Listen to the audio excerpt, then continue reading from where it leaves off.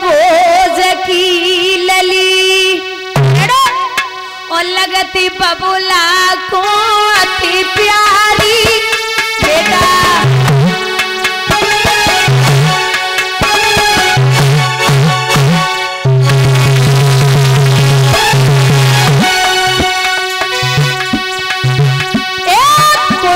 भोज की सुता लगती बबुला को अति प्यारी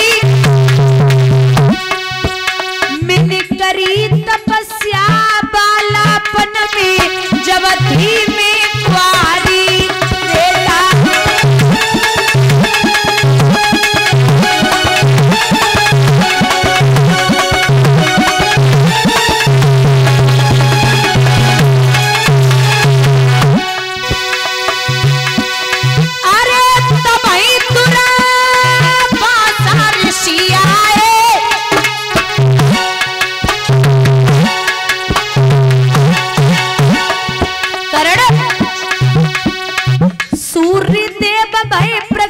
मंत्र जब हमने अंजवाए बेटा।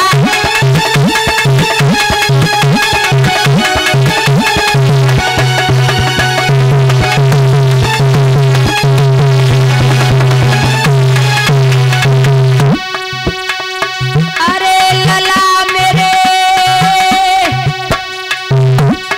गजब भयो भारी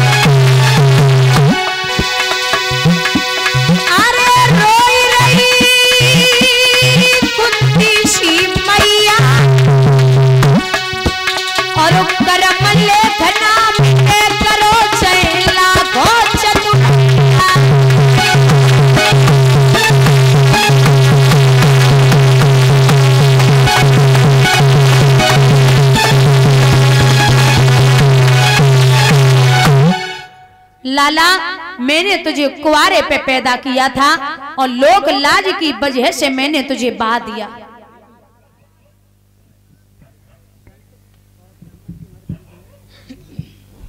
संत और ब्राह्मण और हमारे संतों से मेरा निवेदन है कि आप थोड़ा सा कष्ट कर ले। चले आए भैया बैठे हैं सम्मान करने के लिए, तो संत जितने भी हैं और जहाँ ब्राह्मण देवता जितने भी लोग बैठे हो ब्राह्मण देव तो वो भी आ जाएं। समझाया है दादा तो करण ने एक बात कही है, मैया अगर तुमने हम पे इतना एहसान करो, हमें पैदा कर दियो, तो एक छोटो से एहसान और कर लेती। कौन सो? बोले एहसान ये था कि जब हमें पैदा किया था तो बचपन में ही मेरा गला घोंट के हमें मार देती, जो ये दिन आज हमें देखने के लिए न मिलता।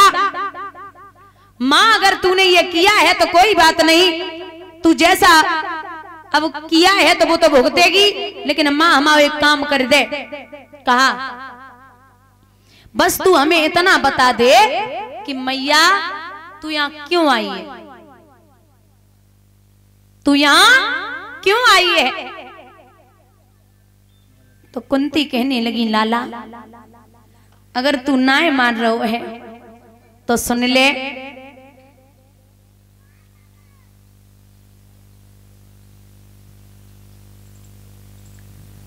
जो 5 बाण हैं परशुराम जी के दिए हुए, वो 5 बाण तू मुझे दे दे। करण बोले अब आई ना ठिकाने पे, पहले ही कह देती तो हम सुन लेते। 5 बाण लिए, बाणों को लेकर के महाराज चले हैं। मां कुंती पहुंची, 5 बाण दिए, सुबह हुआ है। लेकिन जैसे ही सुबह हुआ उसी समय ललकार दी है कर्ण ने कि अब युद्ध करना है तो आ जाओ। लेकिन भगवान को याद आया है, भगवान को याद आई है कि कर्ण के पास में एक वज्र शक्ति है। दादा, कर्ण के पास में वज्र शक्ति है, अगर वो कर्ण जिस पे प्रहार करेगा वो सीधा हो जाएगा। अब क्या करे? अगर अर्जुन को भेज दियो तो समझ लो अर्जुन तो मारे जावेंगे। ये 5 बाण जो है वो काम नहीं करने वाले उसके सामने। फिर भगवान ने अपना दिमाग दौड़ाओ। भगवान बोले अब एक को तो मरना है, फिर वो चाहे कोई भी हो, और जाएगा तो वंश से। तो भीम का बेटा है बड़ा बलवान घटोत्कच। महाराज उसे बुलाया गया और कहा जा करके युद्ध करो। बुजुर्गों, जब भीम का बेटा घटोत्कच उस रणभूमि में लड़ा है ना, तो जिधर अब भाई भीम का बेटा है, कमजोर तो पड़ ही नहीं सकता। जिधर को घुसे ना उधर मैदान साफ, जिधर को घुस जाए मैदान साफ करके। महाराज दुर्योधन ने जवाब दो है कर्ण को, क्या कर रहे हो? अरे जब वज्र शक्ति की क्या पूजा करोगे, इसका प्रहार करो।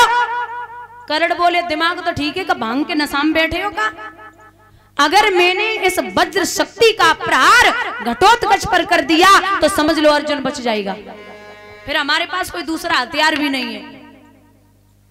दुर्योधन बोले अर्जुन तो लड़वे को तब आवेगो जब हम और आप जिंदा बचेंगे। ये इतना बलवान है, हमें और आपको छोड़ ही नहीं सकता।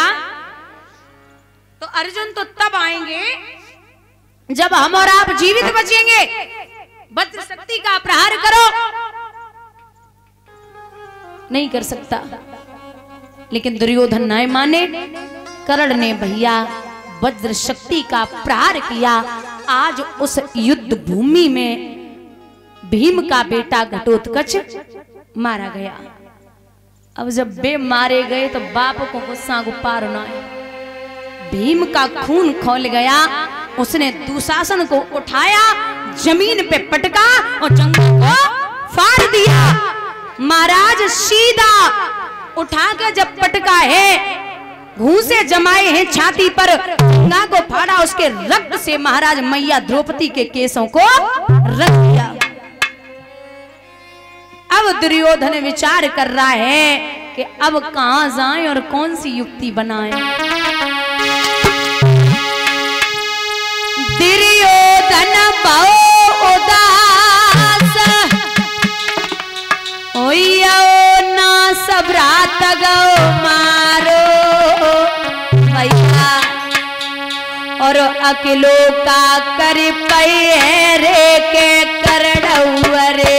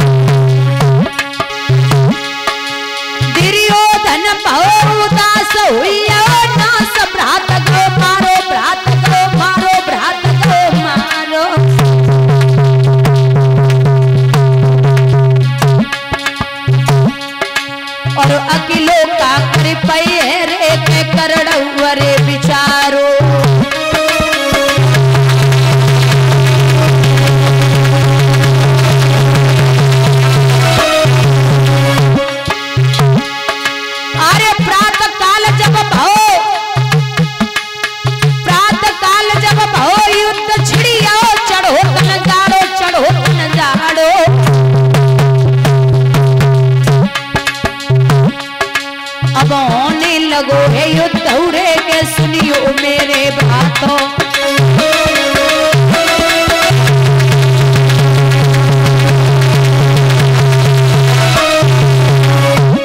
महाराज जब युद्ध की शुरुआत हुई, वहां आमने सामने आए हैं अर्जुन और कर्ण। दुर्योधन तो भाग गया, वहां से दुर्योधन भागा। जब आमने सामने आए तो एक बात बता दें दादा, जब ये अर्जुन बाण चलाते थे तो कर्ण का रथ 7 कदम पीछे हट जाता था, और जब कर्ण बाण चलाता था तो अर्जुन का रथ 3.5 कदम पीछे हट जाता था। तो अर्जुन हंस के भगवान से बोले कि कन्हैया देखो हम कितने बड़े बलशाली हैं, ये कर्ण सूर्य पुत्र है, मैं इसका रथ 7 कदम पीछे हटा रहा हूं और ये सिर्फ 3.5 कदम हटा पा रहा है। भगवान बोले अर्जुन शर्म करो। क्यों? बोले सबसे बड़ी बात तो ये है कि मैं पूरी दुनिया का बोझ लेके आपके रथ पर बैठा हूं, पूरी दुनिया का बोझ लेके आपके रथ पर बैठा हूं, और ध्वजा पर जो विराजमान है वो कौन है? हनुमान जी। और स्वयं आप इतना वजन है इस रथ पर, और तब भी ये इतना बलवान है, 3.5 कदम पीछे हटा रहा है, ये तो शर्म की बात है, और मैं साक्षात बैठा हूं। अरे भगवान जब ऐसा कह रहे हैं और समझाए कि बोले अर्जुन अब एक बात कहे, बोले कहो आगे बढ़ो। क्यों? कर्ण के पास में अब कुछ भी नहीं है, आप बाण चलाओ। हैं? अर्जुन बोले क्या कह रहे हो? मैं और बाण चलाऊंगा? अरे तुम्हें पता है ना ये निहत्था, ये अधर्म की लड़ाई है, मैं नहीं लड़ सकता। भगवान बोले एक बात बोले अर्जुन, यहाँ धर्म और अधर्म की बात मत करो, बाण चलाओ आगे बढ़ो। और भले ही मैं आपको बताता हूं अर्जुन कि अगर कुल में कपूत पैदा हो जाए, कुल में दुश्मन पैदा हो जाए तो उसे मारने में देर नहीं करनी चाहिए, आगे बढ़ जाइए। कर्ण भगवान को चेहरा देख के बोले क्या कर रहे हो? तुम तो बड़े राजनीति वाले हो, बड़ी मीठी मीठी बातें करते हो, और आज अधर्म की लड़ाई मत करो, लड़ाई ढंग की करो। तो भगवान बोले आज तुम्हें धर्म और अधर्म की पड़ी है, आज तुम्हें धर्म और अधर्म की पड़ी है। एक बात सुनो, कर्ण आवाज लगा रहा है अर्जुन, आरे क्रोध आई गो कर्ण पीर को, और सुन कुंती के छैया, और मौका नहीं बाण मारन को गम खाई जाए अर्जुन भैया।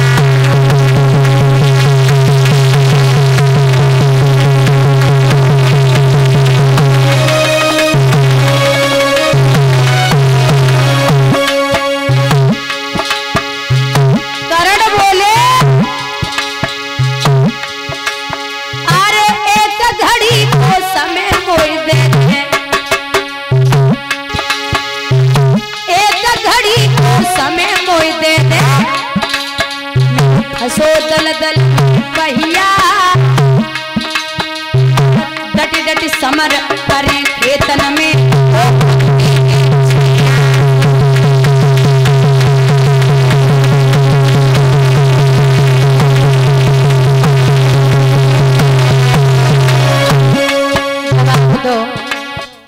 कर्ण कहने लगे कन्हैया हमें जो लड़ाई बिल्कुल अच्छी नहीं लग रही, हम आज निहत्थे खड़े हैं तो तुम जे अधर्म को युद्ध कर रहे हो। तो भगवान बोले कर्ण अब तो आई याद धर्म की, अब तो आई याद धर्म की, तो अंत समय आई जय याद पहले आई जाती।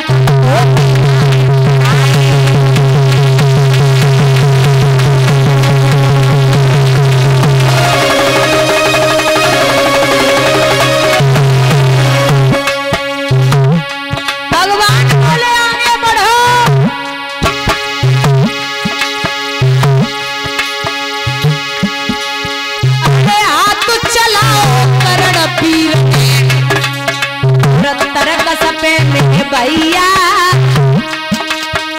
तो खाली आंख बाण नहीं पाओ छल पर गई कुंती,